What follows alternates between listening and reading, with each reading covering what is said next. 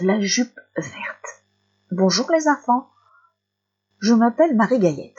Quand j'étais petite, j'avais comme surnom jupon vert, parce que ma maman m'avait cousu, dans une vieille chemise de mon père, un beau jupon de la couleur des feuilles de chêne. Ce jupon m'allait si bien, et on me trouvait si mignonne avec, que c'était celui de mes vêtements que je préférais, et que je le portais presque toujours. Quand j'allais me promener dans le bois, je mettais une veste et un chapeau de la même couleur. Comme ça, je pouvais regarder les petits animaux sans leur faire peur. Ils croyaient que j'étais un arbre, Bien pratique, hein. Par contre, il fallait faire attention aux jambes, à cause des chardons. Et oui, en ce temps-là, les filles ne portaient pas de pantalon. Un jour, c'était le printemps, je m'en souviens. Voilà que ma maman m'appelle. Écoute, petite Marie, tu vas aller là-bas à l'autre bout du bois chez ta grand-mère pour voir comment elle va. Il paraît qu'elle est tombée malade. Moi j'ai de l'ouvrage, j'ai du travail, il faut que je fasse la lessive. Alors tu vas lui porter une tarte au sucre et puis un quart de maroilles. Ça la remettra en forme. Mais attention, ne t'amuse pas trop, hein. Alors, me voilà partie, toute joyeuse, avec mes vêtements verts, bien contente de cette promenade dans le bois. Sur le chemin, je cueille quelques bleuets et quelques marguerites. Pour m'aimer la lie, je regarde les grenouilles plongées dans l'eau. Je mets mon nez dans les aubépines pour en respirer l'odeur. Mais voilà que tout à coup, sort de derrière un arbre un loup. Prenant une voix toute douce, il me dit « Tiens, tu ne serais pas la petite jupon vert? Où vas-tu comme cela ?»« Mais oui, en effet, c'est moi. Mais comment m'as-tu vu? Je ressemble à une feuille d'arbre. Et puis d'abord, ce n'est pas tes affaires. Là où je vais, je t'ai reconnu, tu sais, tu es le loup.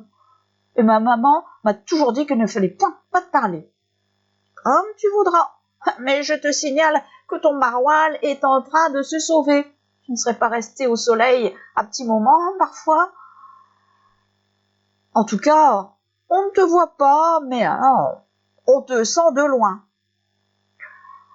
De ce fait, je regarde dans mon panier. Oh, il avait raison. Je commence à courir, mais comme j'étais bien élevée, je me retourne sur le loup et sans y réfléchir, je lui dis « Au revoir le loup. Excuse-moi de ne pas te parler plus longuement, mais ma grand-mère, si ça continue, n'aura plus qu'à lécher le panier pour manger le maroilles. » Que j'étais bête. Sans le vouloir, j'avais dit au loup où j'allais. Bon, bien, je n'allais pas m'en faire pour autant. De fait, je poursuis mon chemin, sans plus trop m'amuser. Enfin, plus trop. Oh, le bois était si beau en cette saison-ci, des oiseaux et des fleurs partout. Enfin, me voilà arrivée à la maison de Mémé Lali. Je frappe à la porte. « Mémé, c'est moi, Marie Gaillette. »« Qui ça ? » ?»« Tu sais bien, ta petite fille, jupon vert. Je t'apporte une tarte au sucre que maman a faite au matin et un quart de maroilles qu'elle est allée chercher à la ferme. »« Ah, c'est toi. Tourne bien la poignée parce qu'elle est dure et rentre bien vite. » Ma mémé était couchée dans son lit avec les couvertures remontées jusqu'au nez. Je trouvais qu'elle parlait d'une drôle de façon, mais peut-être avait-elle mal à la gorge. « Viens te coucher à côté de moi, ma petite, tu seras bien. »« Me coucher ? Je ne suis pas fatiguée, mémé.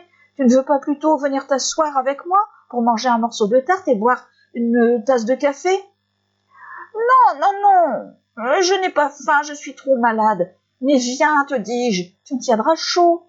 Et puis, laisse ton maroilles dehors, ça ne sent pas très bon. » Pourtant, d'habitude, tu l'aimes, ce fromage-là. »« Oui, eh bien, je me fais vieille comme c'est, sans doute. Allez, dépêche-toi, viens ici. » Décidément, ma grand-mère me semblait de plus en plus bizarre. Enfin, je ne voulais point la contrarier. Je m'allonge dans le lit. Oh, mais là, il y avait vraiment quelque chose de pas normal. « Mémé, je ne l'avais jamais remarqué. Tu as bien des grands bras. »« Mais enfin, quelle affaire! C'est pour mieux t'embrasser plus fort. Tiens. Ah bon, Bah, c'est peut-être parce que tu n'as pas tes lunettes, mais tes yeux sont bien grands aussi. Ma belle petite fille, c'est pour mieux te voir, bien évidemment. Et tes oreilles, elles dépassent de ton bonnet et il y a des poils dessus. C'est normal. Mais quand tu parles, c'est un régal, petite Marie. Alors, c'est pour mieux t'écouter. Et puis, les poils, à mon âge, ça pousse.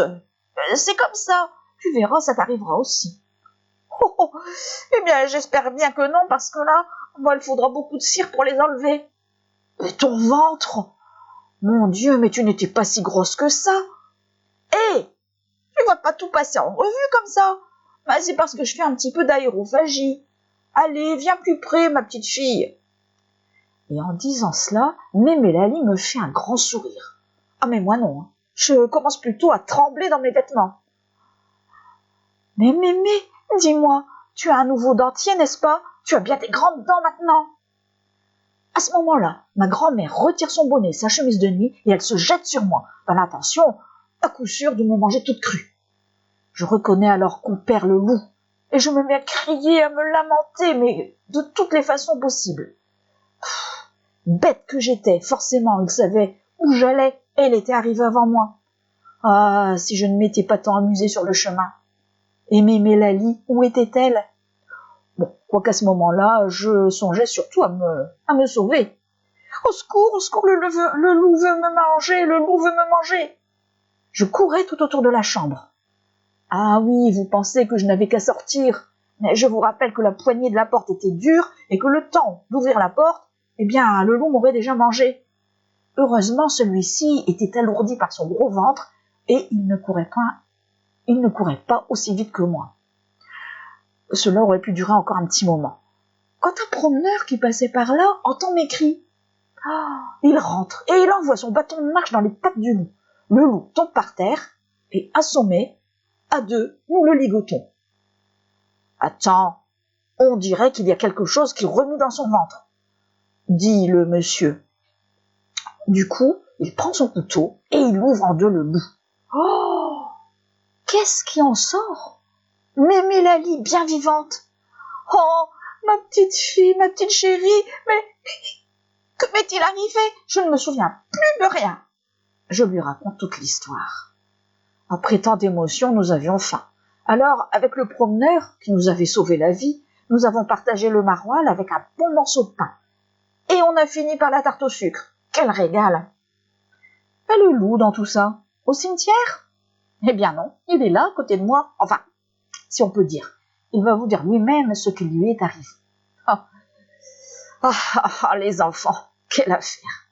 Quand le promeneur m'a coupé en deux et qu'il a fait sortir de mon ventre Mémé Lali, eh bien, cela aussi défait un sort qu'une sorcière m'avait jeté il y a bien longtemps. Je suis redevenue ce que j'étais réellement, un beau prince charmant. Mon ventre, comme par magie, s'est recousu tout seul. Ma petite jupon vert, du coup, m'a trouvé à son goût. Et puis un jour, nous nous sommes mariés. Comme dans ces contes de fées, tout était bien qui finissait bien. Enfin, presque. Parce que nous avons eu un petit garçon. Oh, il est beau et malin comme un singe, mais à chaque pleine lune... Enfin, ça, c'est une autre histoire. Ah, c'est vrai qu'on est une drôle de famille, mon gros loup d'amour, mais c'est bien comme ça. Écoute, allons manger une tartine de maroilles et de la tarte au sucre. Ça nous rappellera nos aventures. Et voilà, fin de l'histoire. C'est Joël Jonas qui vous a conté El Tiot Vert Caudron et qui vous l'a dit en français, Jupon Vert. À bientôt pour d'autres contes.